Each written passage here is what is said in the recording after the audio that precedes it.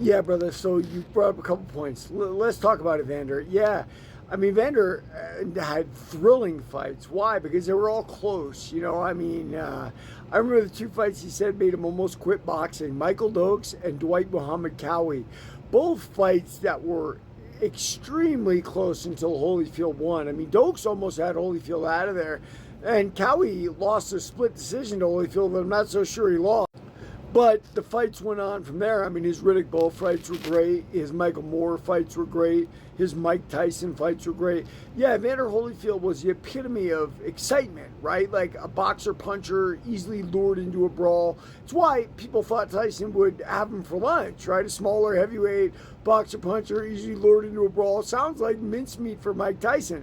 But Holyfield was that tough and that good. I've always said that Holyfield sparred Tyson during the '84 Olympics. And when you beat someone up, when you're more experienced than them and they're younger, they can have a hard time getting over that. And obviously, Mike Tyson never got over it. So, so the Holyfield thing, I agree with you. I remember, when Holyfield finally dominated Tyson, they wouldn't lift Tyson to the greatest of all time, or Holyfield to the greatest of all time, which they would have done for Tyson had he won.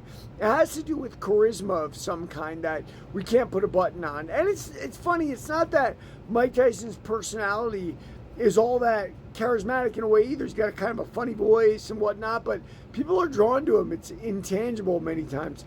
Bryce Mitchell, look, I don't know that much about Bryce's sayings because I don't follow it. But my understanding is he praised Adolf Hitler.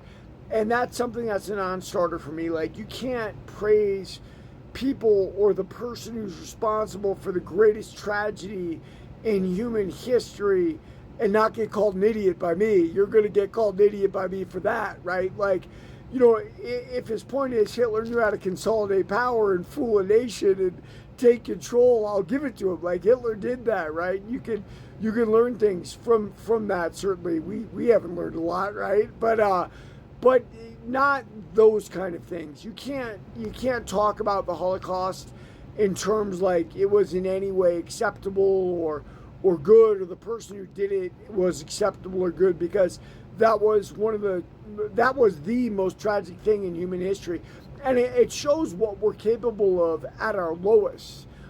So yeah, that's my feeling on it, listener. You are welcome to whatever opinion you have, but that's kind of a non-starter for me. Back to what my passion is, the fight game. Evander Holyfield, one of my favorite fighters, and really, when I was focused on boxing, Evander Holyfield was the champ, and he remained the champ. And his comeback victory against Michael Moore and Riddick Bowe said a lot to me about the heart of a man. Technically, he was outmatched by both guys, but found ways to win. Even if it was fan man for Riddick Bowe, and he found a way to win against Michael Moore, despite the fact that Moore's hard-brawling, hard-hitting southpaw style gave him fits. Holyfield was just that kind of an animal, just an amazing fighter. Everybody, read my book, Warrior of the Light.